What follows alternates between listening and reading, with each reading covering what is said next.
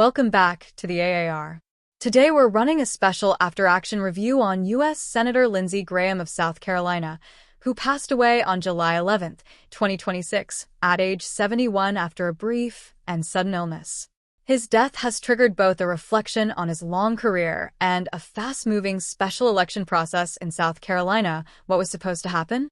Lindsey Graham built a reputation as a steady, hawkish conservative and institutional player.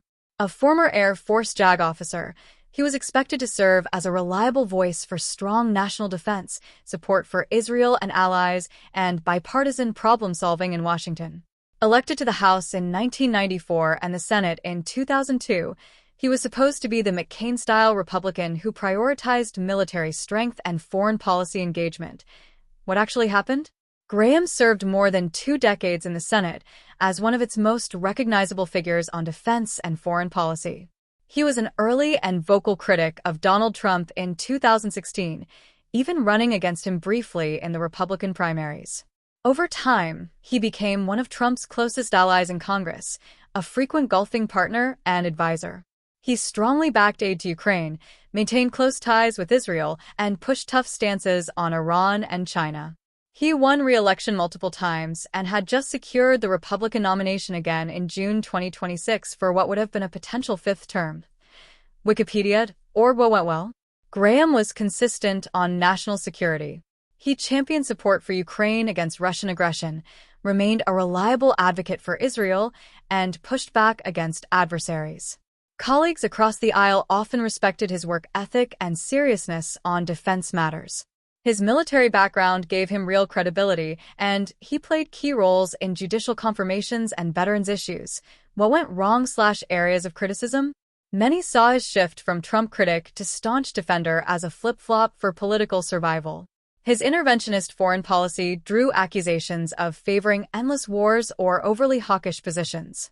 In South Carolina and nationally, some conservatives viewed him as too tied to the old Washington establishment, especially on immigration where his past support for pathways to citizenship clashed with the party base. He faced primary challenges in recent cycles that highlighted these tensions. Lessons learned. Graham's career shows how Washington often rewards adaptability and relationships. He survived political shifts by aligning with new power centers while holding firm on core defense priorities. His sudden passing leaves a notable gap in the Senate's foreign policy voice, especially on Ukraine and Middle East issues. What happens next in South Carolina? Under South Carolina law, Governor Henry McMaster can immediately appoint a temporary replacement to serve until January 3, 2027, or until a special election fills the seat. Unlike some states, South Carolina does not require the appointee to be from the same party. KCRA.com because Graham had already won the Republican primary. His death triggers a special primary process. The filing period opens the second Tuesday after his death, around July 21, 2026. The special primary must be held by August 11, 2026. The runoff, if needed, follows 2 weeks later. The winner faces Democrat Dr. Annie Andrews in the November 3, 2026 general election. The winner of the November election will serve the remainder of Graham's term and the new full term. And Wikipedia.org overall verdict.